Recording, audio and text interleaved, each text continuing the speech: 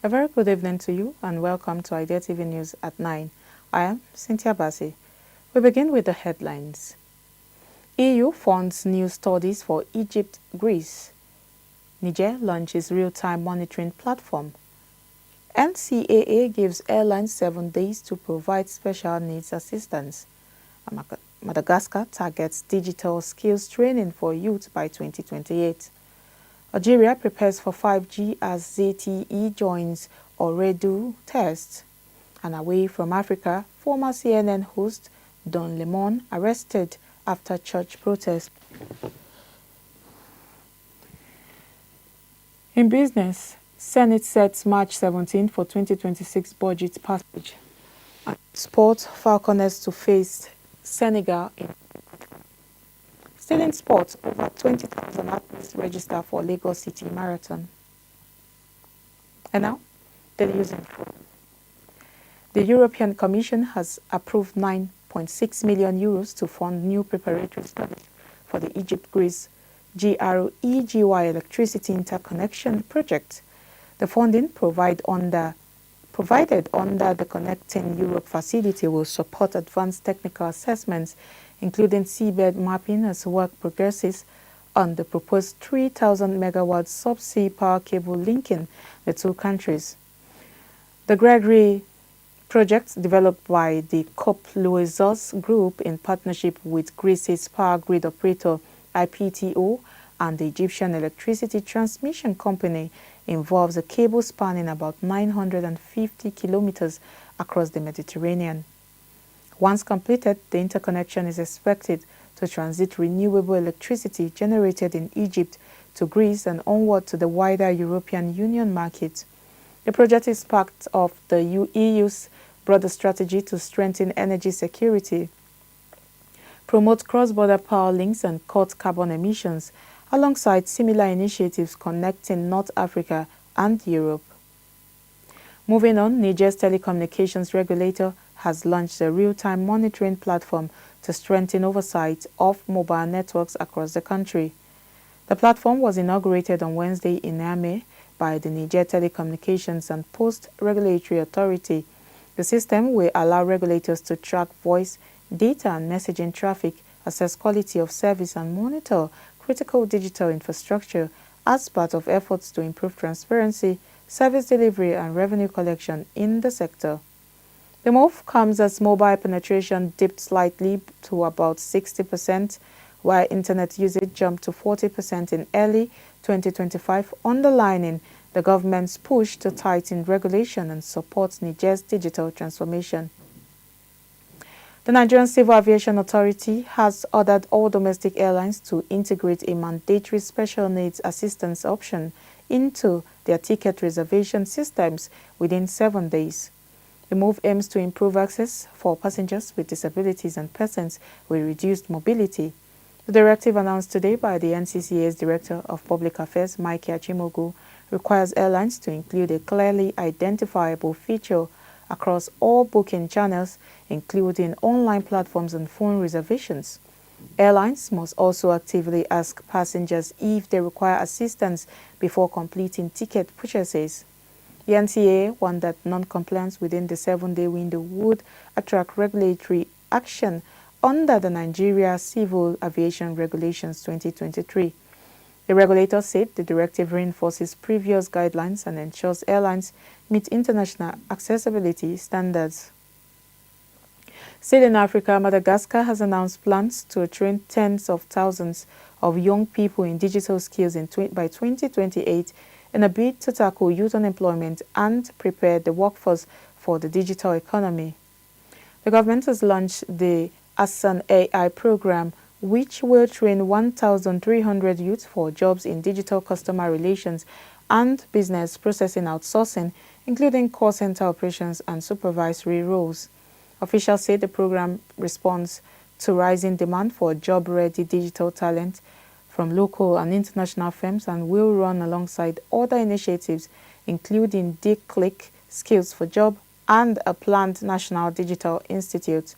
However, authorities acknowledge challenges remain, with internet penetration at just over 20% at the end of 2025, and say expanding connectivity will be key to the success of the strategy. Algeria is stepping up preparations for 5G mobile networks as Chinese telecom company ZTE joined tests organized by OOREDOO, Algeria in Algiers. The event, held on the 28th of January, showcased network demonstrations and speed tests to highlight the capabilities of next-generation mobile technology. The summit featured interactive applications and performance trials, focusing on high data speeds, low latency, and the potential of 5G for data-intensive sectors. Industry experts say 5G will improve service quality, expand network capacity, and support the growth of digital services for both businesses and consumers. Operators and equipment providers, including ZTE, are working to prepare the market for a gradual rollout of 5G services in Algeria, aiming to strengthen infrastructure and integrate advanced digital technologies into the country's telecom landscape. Let's go on a quick break now. The news continues when we return.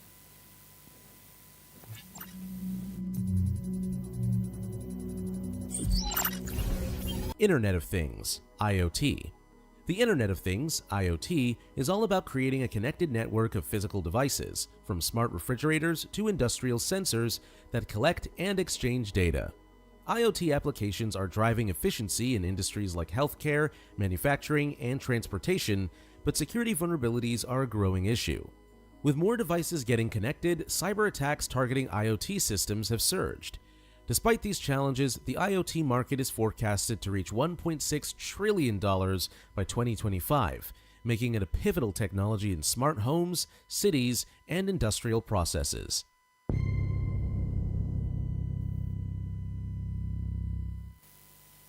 Night in Los Angeles while covering the Grammys Awards. He's due to appear in federal court in Los Angeles today, Friday. The protest took place at City's Church in St. Paul on 19 January, where demonstrators disrupted the service, claiming one of the pastors was an immigration and customs enforcement officer who called the arrest atrocious. The situation has heightened tensions around federal immigration operations in Minnesota. Now in business news, the Senate has scheduled March 17th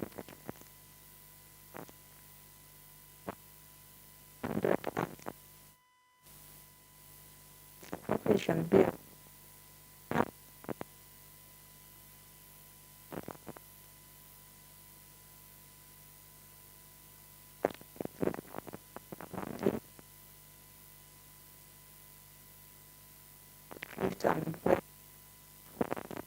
Finance Minister Wale Edun and Minister of Budget and National Planning Atiku Bagudu on the proposed estimates. Committee chairmen are expected to submit their reports between the 16th and 23rd of February ahead of the final Senate debate. Committee chairman, Senator Solomon Olamilekan Adiola, said the additional time beyond the initially proposed March 12 deadline will allow senators to scrutinize the budget thoroughly. Hard copies of the budget have been distributed to all committee members to aid the review process. And now finally in sports news, the Nigeria Football Federation has announced a change of venue for the 2026 FIFA Under-20 Women's World Cup third round against Senegal. The game, originally for Lekan Salami Stadium in Ibadan, will now be played at the MK Abiola Sports Complex in ABEOKUTA, Ogun State on Saturday, the 7th, 26th. NFF Director of Competitions, Ruth David, explained that the change was necessary due to the deteriorating condition of the Ibadan pitch, which previously hosted the FALCONETS' second-round clash with Rwanda last September. The team, two-time FIFA World silver medalist, will relocate to Abeokuta in the coming days to train on the new turf. The Falconets had advanced past Rwanda with a 5-0 defeat. The winner of the tie against Senegal will face the victor of the Guinea-Bissau versus Malawi fixture for a spot at the 2026 Under-20 Women's World Cup in Poland, scheduled from 5th to 27th of September this year. Still in sports news, organizers of the 11th Access Bank more than 20,000 athletes from Nigeria and abroad, highlighting the marathon scheduled for Saturday, the 14th of February. A new starting at OREDOO Mall, Victoria Island, passing through the Lagos Calabar and finishing at Echo Atlantic City. Organizers say the digital skills training for youth by 2028. Algeria prepares for 5G as ZTE joins OOREDOO. Away from Africa, former CNN host Don Lemon. And in business, Senate sets March 17 for 20. In sport, FALCONETS to face Senegal in ABEOKUTA. And still in sport, over City Marathon. And that's all we have for you on Idea TV News at 9. Do not forget to follow us across all our social media platforms at Idea Television. I am Cynthia Bassi. Thank you for watching.